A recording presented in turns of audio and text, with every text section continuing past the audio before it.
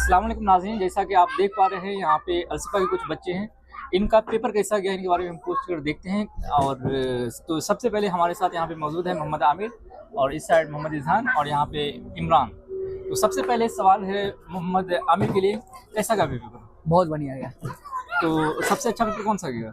सबसे अच्छा मैथ और साइंस। साइंस और मैथ सबसे अच्छा गया। तो हिंदी का कैसा गया? हिंदी का भी अच्छा खासा गया, 90+ तो आराम से आना चाहिए।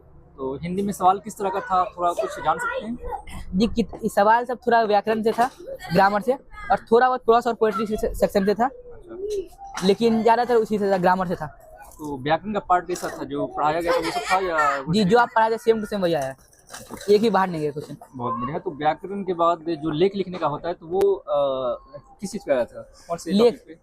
लेख कई टॉपिक पे था, जैसे भारतीय नारी, उसके बाद था संविधान, वर्षा ऋतु, और एक था युवा और नशीले पदार्थ। तो ये तो बहुत बढ़िया टॉपिक सब था। तो ये इन में से किन टॉपिक पे जो लेख था वो लिखा गया? सच बताए तो ठीक है, इसमें याद करना होता है, ये तो अपने हिसाब से बना के लिखना होता है। हाँ, तो फिर भी कुछ सही होना चाहिए ना। हाँ। तो हम इधर उधर देख रहे हैं, कुछ मिल गया कि उसमें बना के लिख देंगे। तो वहीं में देखिए शायद एक लड़का खैनी खा रहा था। अच्छा। खैनी खा रहा था। अब उसको देखे तो दिमाग में आके ये नशा और युवा और नशीले पदार्थ से बना देते हैं। उसका शकल लिख के सेम टू सेम पूरा उतार दिए। अब पूरा 3 साढ़े 3 शब्द में उतर गया। मतलब उसका शकल, वो पूरी चीज को नोटिस कर दिया कि क्या है या नहीं है। उससे पूछ ली, भाई तुम कौन कौन सा नशा करते हो? तो बोल रहा हम सिगरेट पीते हैं, वेप पीते हैं, हुक्का पीते हैं और खैनी खाते हैं। तो हम बोले सिगरेट और वेप तो एक ही तरीके का हुआ। ठीक है, तो फिर हम सिगरेट पे लिख दिए, खैनी पे लिख दिए। उसके बाद तंबाकू जो होता है उस पे, तंबाकू खैनी तो एक ही हो गया। उसके बाद लिख दिए इस पे शराब पे। अच्छा, मतलब जो भी टॉपिक है उसको देखकर उसके हिसाब से। हाँ, उसको देख के पूरा उतार दिया। सही है, मतलब कुछ ना कुछ नोटिस कर लिए। तो जैसा कि बताया कि व्याकरण बहुत आसान क्वेश्चन था। बहुत आसान। तो व्याकरण में जो व्यंजन होता है उसमें से स्पर्श व्यंजन की संख्या कितनी है? 25। बहुत बढ़िया। और अंतस्थ व्यंजन की संख्या? 4। बहुत बढ़िया। तो ये जो है क है, मालूम है, ख भी आता है। हाँ। उसमें जो अंग 9 है, ये कौन सा? नासिका वन में आ गया। बहुत बढ़िया। तो ये बहुत बढ़िया, नासिक में आ गया। तो इसमें क का उच्चारण स्थान क्या है? कंठ होगा पक्का। तो ये इसी तरह अगर तो का बोले तो का मुर्दा KTM मुर्दा होगा। सोच लो, मुर्दा होगा। एक है हम लोग को याद, 100% मुर्दा होगा। तो शायद DO दंत तो बोले आप, तो बोले मैं तो नहीं बोला, तो बोला तो का हो सकता है दंत। अच्छा, चलो बहुत बढ़िया। हो सकता है मिसिंग प्रॉब्लम। तो का दंत होगा और तो का होगा। हाँ, तो मैंने तो का ही पूछा था। तो साइंस का पेपर कैसा गया? साइंस में सर रगड़ दिए। रगड़ने का मतलब क्या है कि मतलब एक जो क्वेश्चन आप पढ़ाए थे सेम टू सेम वो छप के आया था। आप जो बोले थे एक दिन पहले ये करके जाना, छप के आया क्वेश्चन। कहा जाता है कि किसी भी पेपर के लिए हमें NCERT की बुक, मतलब वो कौन सर हम लोग तो वो भी नहीं पढ़े थे। आप जो 4 से 5 टॉपिक पढ़ा उससे वही पढ़े, अच्छा चला गया। कहने का मतलब मैं 4 ही टॉपिक मतलब पढ़ाया था, बाकी कुछ नहीं पढ़ाया था साइंस में। नहीं, टॉपिक अच्छे से पढ़ाए थे, लेकिन जो आप 4 टॉपिक बोले थे ये टॉपिक करके जाना, वो आ गया एग्जाम में। तो ठीक है, तो बताओ कि बाकी वजह से BBD का रट्टा मारता है, ये रट्टा मारता है, भारतीय वाला क्वेश्चन आंसर याद करता है।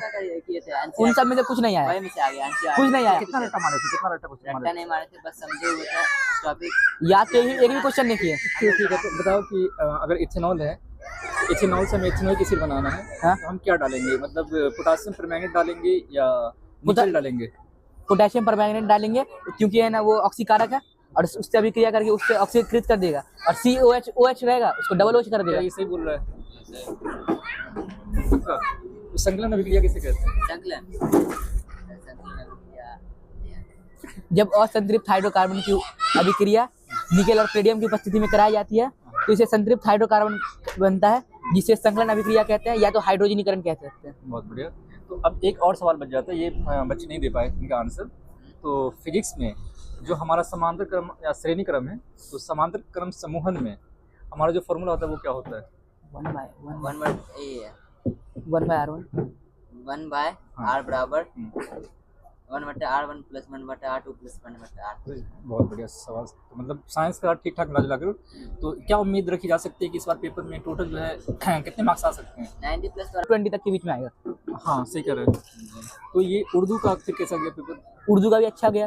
आप किताब बाकी बच्चा किताब पढ़ता है पूरा रट्टा मारता है। हम लोग को सिर्फ आप 12 चैप्टर दिए थे, 12 चैप्टर में से टकरा गया। Only for 6 page. सिर्फ 6 पेज दिए हुए थे आप। तो बहुत बेहतर गया। तो कवायद का जो पार्ट था, जैसे इसम मुसग्गर है या इसम मुकब्बर है, ये सब आया था। हाँ, मुसग्गर साबिका, लाहिका। हाँ। साबिका को हम इंग्लिश में क्या कहते हैं? साबिका को प्रीफिक्स और लाहिका को? Suffix. सही कह रहे हैं। इसी के साथ बताओ कि इथेनोइक एसिड का जो हमारा फंक्शनल ग्रुप है या क्रियाशील ग्रुप है वो क्या होता है? COH. सी CHO. फिर अल्डिहाइड का क्या होगा? COOH होगा सर। एल्डिहाइड का होगा CHO. और एक का होगा COOH। नहीं COH नहीं। हाँ COH. पक्का। पक्का। अल्कोहल का फिर क्या होगा? OH. अल्कोहल को उर्दू में क्या कहते हैं? शराब। और हिंदी में? हिंदी में कहते हैं अल्कोहल ही शराब, कहते हैं। दारू। तो एक तेजाब आता है ना, जी। तो HNO3 क्या है? एक प्रबल अम्ल है। प्रबल अम्ल है। यानी पावरफुल। तो ये हम लोग तो इसका प्रैक्टिकल भी करके देखे, आप दिखाए हम लोग को। अच्छा, कॉपर सल्फेट का फॉर्मूला क्या होता है? CuSO4।